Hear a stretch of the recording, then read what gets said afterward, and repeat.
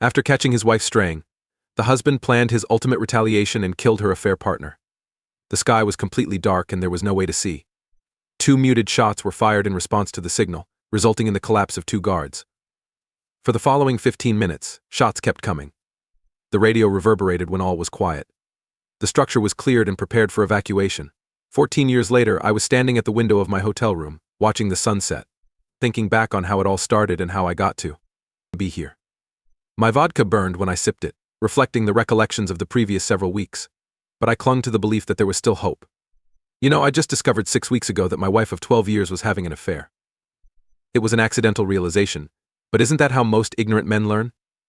My name is Logan, by the way. Jamie and I dated until we graduated from college, having first met during our junior year. She started looking for work, and I enlisted in the Marines. I was stationed elsewhere, and even though I loved her, at the time I didn't want her to marry me. She thought that was unjust. I went home 5 years after serving in the Marines, and a few weeks later I landed a nice position in a huge company's sales division. Because of our rigorous work culture, my employer, who was also a Marine, preferred to hire people with military experience. I made a name for myself at work by doing really well. I made the decision to re-enter the dating world during this time, looking into internet dating platforms. I was pleasantly surprised to see Jamie, my college sweetheart, on one of them. She looked great in those photos, my goodness. Even though Jamie doesn't appear like a supermodel, she does have a physique. She focused on maintaining her figure and remaining in shape while attending college, where she studied modern dance. She is 5 feet 6 inches tall, has dancer-like legs, is curvaceous rather than muscular, and has a fantastic body. Her face is framed by her long, flowing, rich brown hair, her dark brown eyes, and a grin that never fails to make me smile. She has the innocent and pleasant appearance of the girl next door, with a dash of sensuality for good measure. I registered as soon as I could and got in touch with her right away. She didn't reply till a week had passed. Wondering why I hadn't contacted her by phone or email in the previous 5 years, and where in the world I'd been. She must have missed me if she was this angry with me for not getting in touch with her while I was in the Marines. This was a really good indication. Before long, we were dating and basically continuing our college relationship. We were married within a year, and a year later, Rebecca, our first child, was born. Despite the fact that I was traveling more, as was to be expected, my job was going well. Amy, our second daughter, entered the world 2 years later. We currently live in a beautiful home in a nice area with top-notch schools, and I've been promoted since then. My profession requires me to travel often, sometimes for up to 2 weeks per month. Jamie didn't start asking when I would cut back on my travel until a few years later. When I was home, she felt safer and missed me. I assured her that it wouldn't be long until I was promoted to the next level, which would drastically cut down on my travel and enable me to spend more time at home. I emphasized that it was an essential component of my profession. She wasn't happy to see me depart on my next trip, but she grudgingly agreed to this. In hindsight, I should have seen the impending problems, but I was so devoted to and trusted my wife that I failed to see the first indications of a problem. Our quarrels about unimportant issues were the first hint. When I got home, she would accuse me of things that had nothing to do with me. This wouldn't occur if you spent more time at home. We need you here, not traveling the nation. It took me some time to understand that she was right. When I discovered some of her new underwear in the laundry, the second hint came to light. I found a silk top and matching silk underpants while looking for a shirt. My wife usually wears a t-shirt and shorts or sweatpants to bed since she has simple preferences. She only wore the Victoria's Secret item I purchased her once, and she never wore it again. But I didn't recognize the lingerie, so I figured she bought it for herself. The decrease in our bedtime activities was the third hint. She used a variety of reasons, such as being tired or not in the mood, as our formerly intense and amorous interactions diminished. At first, it didn't seem like an issue, and I thought that once my trip decreased, everything would be normal again. I didn't push her since I knew that doing so would make an already difficult situation worse. When the ultimate blow was initially revealed, it was awful, and I didn't want to accept it. At a farmer's market 40 miles from our house, a mutual buddy spotted Jamie with someone. He saw them kissing, caressing, laughing, and holding hands. He knew it wasn't me when he got close. Aware that something was wrong, he quietly left, trailing them for some time until they took off in a car. That call is still fresh in my mind. As I was leaving a meeting, my cell buzzed. I got a call from Frank telling me that he needed to talk about something urgent. I suggested we chat later and told him I couldn't talk right now because I was between meetings. With some anxiety in his voice, Frank agreed and requested me to give him a call as soon as possible. I told him I would.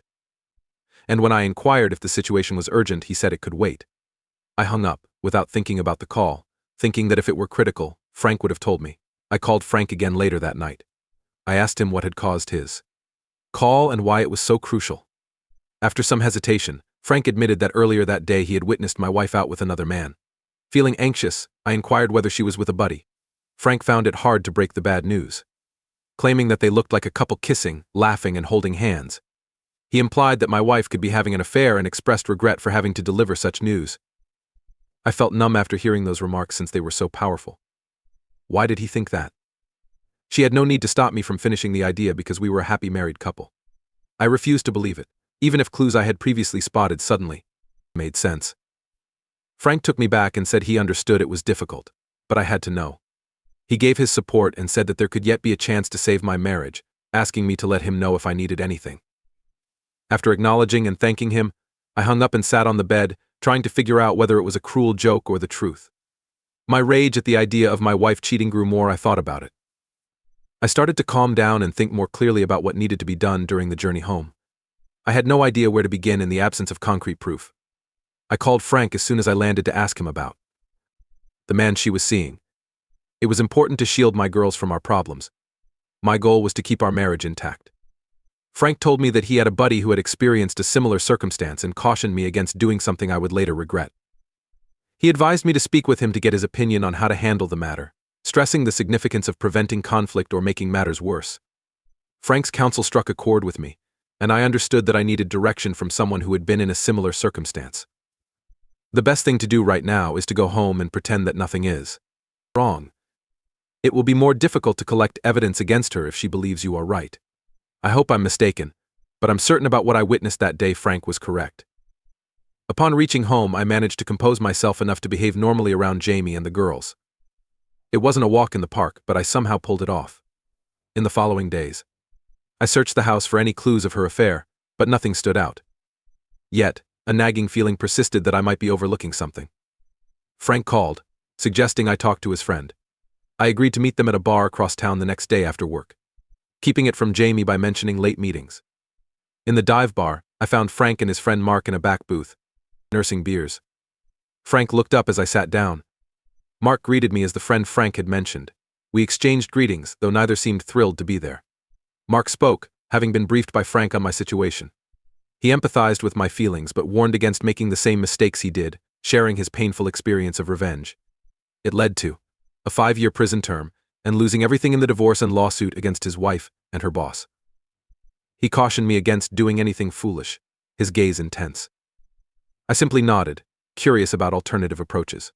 I inquired about what he would have done differently. Mark admitted he'd still go after the boss but in a subtler manner to catch him off guard. He expressed deep contempt for the man who stole his wife.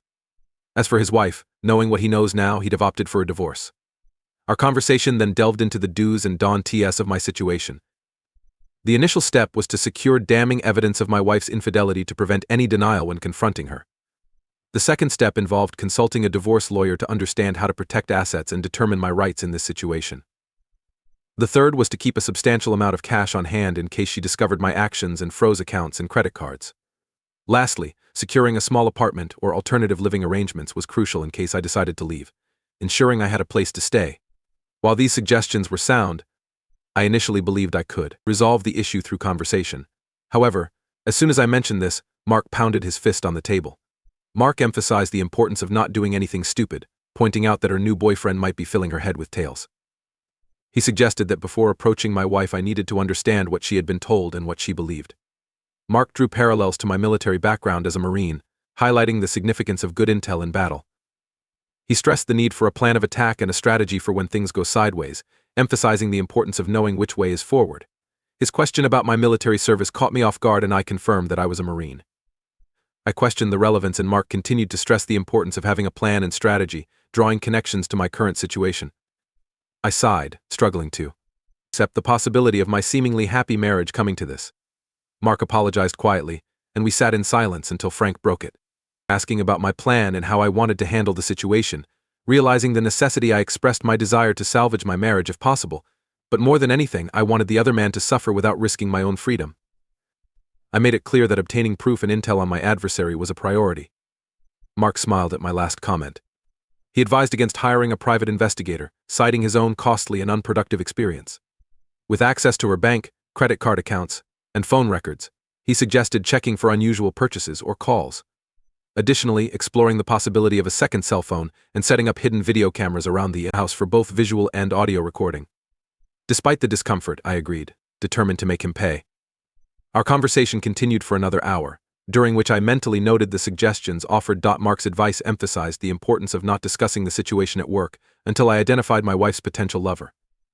Considering the risk that someone familiar with my schedule might catch on, he also mentioned he would have approached his wife's lover more subtly, sparking my determination to devise a plan to outsmart this person. However, I needed more information and assistance. The next workday, I scrutinized my upcoming travel plans for the next month, discovering a 2-day trip. Concerned about someone at work knowing my schedule, I discreetly spoke with my boss, suggesting I might extend the client visit to a whole week. He approved the idea without hesitation. The subsequent step involved creating the illusion of being away while secretly returning. Using a prepaid debit card with cash, I purchased a return ticket on another airline. Online, I acquired several spy cameras and a regular camera with a powerful zoom and good low-light capabilities. This constituted the first part of my plan to uncover the identity of this person. The second part aimed to capture them in the act on video, eliminating any doubt of her infidelity. My day was dedicated to meticulous plotting and planning, a skill at which I excel. However, the crucial missing piece of information was the identity of the man involved. Until that was resolved, I couldn't trust anyone, not even my best friend and boss, Hal. Recognizing it would take time to unveil this person's name, I remained determined. By week's end, all the ordered items had been delivered to Frank's home. Now I just needed the opportunity to discreetly install the spy cameras around my house. With Jamie's Saturday shopping routine with her girls and mother, the house would be empty. After several hours, all the cameras were in place and tested. I could even monitor them in real time from my tablet or laptop over the internet and observe what was happening. With the cameras installed, I proceeded to search the house for clues. Initially, I checked the credit card bills for any unusual charges, followed by an inspection of her closets to see if she had purchased any new, more revealing, or shapely clothes. While my search didn't yield concrete evidence, I came across a few newer items, including a very short red dress I had never seen her wear before. The idea of her wearing it for anyone but me troubled me. Despite the lack of definitive proof, the red dress represented a departure from her usual attire, driving me to the point of needing time to think. I opted for a 5-mile jog in my running shorts and shoes, a long run that typically calmed my mind and provided clarity. Upon my return, as I arrived home, spotting Jamie's car in the driveway, I knew my daughters, whom I affectionately called my angels, were home. Their voices and laughter, as I walked in, never failed to bring a smile to my face. Calling out to Jamie, I was joyfully greeted by my girls, running from the family room to share their day. Jamie emerged from the kitchen, inquiring about my run and kissing me on the cheek before after dinner preparations, consisting of pork chops. I enjoyed a shower and our evening meal, followed by putting our girls to bed. In the family room, we watched TV. Though my preoccupation with thoughts of Jamie's actions during my trips rendered me oblivious to the screen. Feeling overwhelmed, I announced an early bedtime, retreating to our bedroom. In the bedroom, noticing Jamie's purse on the hope chest, I took a chance and searched for clues. To my dismay, I discovered a cheap cell phone, previously unknown to me.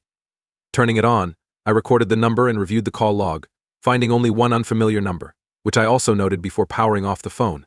This newfound evidence compelled me to finally accept the fact that she was having an affair. Heartbroken and consumed with a desire for revenge, I remembered Mark's advice not to act impulsively and resolved to be patient. Quickly changing, I went to bed, pretending to be asleep when Jamie eventually joined me, avoiding conversation to prevent unintentional revelations. The next few days were challenging, attempting to maintain a semblance of normalcy after uncovering damning proof. As the morning of another business trip approached, I went through my usual routine, packing my bags into the car. Just before heading out, I casually asked Jamie if she had anything special planned during my absence, receiving a strange look as she mentioned the usual routine.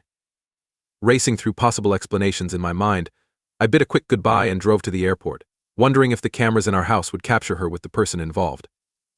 Despite hoping for her decency to refrain from bringing him into our bed, I became increasingly certain that before all this, she would never have cheated on me. In the following days, concluding my work with a particular client in record time, I packed up, preparing to return home. That evening, I monitored the video feeds from the cameras but found nothing unusual. Consequently, I opted to review earlier recordings. The system initiated recording when someone entered the camera-equipped room, storing all footage centrally, accessible remotely.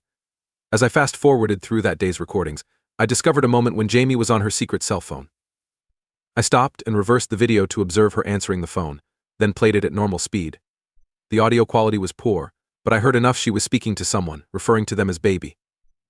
They discussed my absence for the week and the logistics of meeting discreetly at a motel, despite my urge to hear the rest. She laughed and turned her back to the camera, making it impossible for me to catch the entire. When she turned back, she continued instructing the person to park down the street at a coffee shop a few blocks away. "Okay, baby, I can't wait. I'll see you tomorrow night." I couldn't believe what I just heard. He was going to be in my house in our bed. Thoughts of disposing of his body crossed my mind, but Mark's warning echoed, urging me not to do anything rash.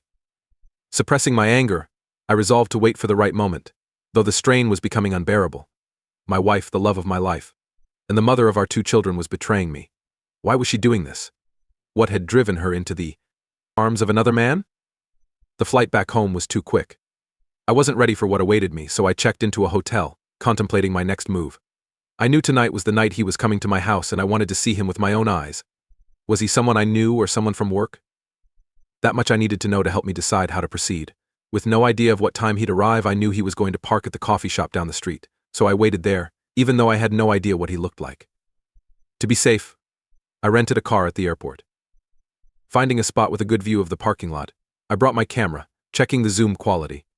I could be at least 100 yards away and get a close-up view of his face and license plate. Around 9 p.m., a silver BMW M3 pulled into the parking lot. I began taking pictures, and thankfully the lighting was good, giving me a clear view of his face. It was no one I recognized. He parked on the other side of the lot, away from the coffee shop, then started walking towards my house. I took a deep breath to control my rage. While sitting there, I accessed the Wi-Fi from the coffee shop, viewing the cameras in my house. After several minutes, I saw him enter and passionately kiss my wife. Suppressing my fury, I listened to their conversation.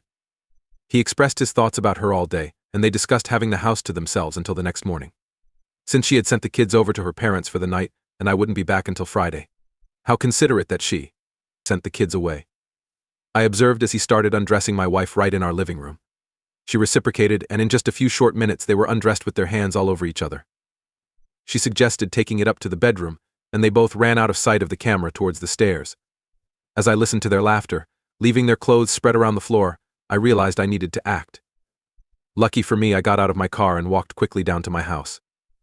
The front door was left unlocked as they hurried upstairs, making things easier for me. I went straight for his pants, discovering his wallet with all the needed information, and a little extra. With his wallet in hand, I headed to my home office on the first floor, opposite our bedroom. Minimizing the risk of being heard. Switching on my computer and the printer scanner, I waited for them to power up. Once ready, I began scanning items from Stephen Bannister's wallet, copying his driver's license and other details. After returning the wallet, I took pictures of their scattered clothes and started recording what I was witnessing with the camera's video feature. Quietly ascending the stairs as I reached the top, faint sounds of their lovemaking reached me, turning my stomach. The bedroom door was wide open, and they believed they had the house to themselves. Slowly, I made my way toward the bedroom. With their voices getting louder, I found myself in the doorway, observing Steve on his back, undressed, with my wife on top. In the classic 69 position, pleasing each other. They were so engrossed that I managed a few steps into the room unnoticed. Aware that the hidden cameras didn't offer the best definition, I desired high-definition footage. I recorded several minutes before resisting the urge to grab a baseball bat and attack him. Mark's wise words echoed in my mind, "Don't do anything stupid." So I backed out slowly and left the house, driving back to the hotel. My mind was a mess, and the hate I felt was at an all-time high. I couldn't remember being this mad, and it was starting to scare me. I called Frank, sharing what I had done and the information obtained. Frank acknowledged my actions but expressed concern about the risk of being in the house again. He apologized for the situation and offered any help he could provide. I thanked him and mentioned my need to talk with someone and my intention to ask Mark for a favor. Frank agreed to arrange a meeting with Mark over the weekend, as Mark had expressed a willingness to help. After the conversation with Frank, I attempted to sleep without success. I decided to clear my mind and work off the rage with my usual morning run. However, it did little to ease my emotions.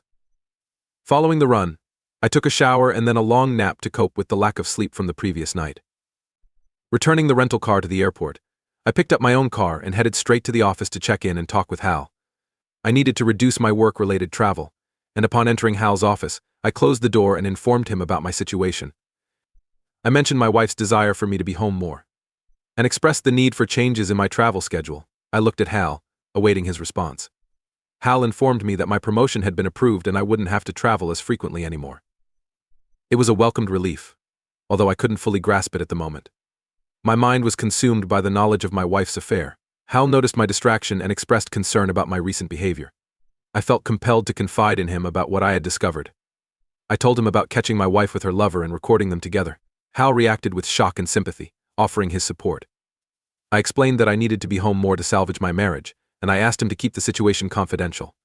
Fearing someone in the office might be involved in leaking information about my schedule, Hal agreed to cover for me if I needed time off to gather evidence against my wife.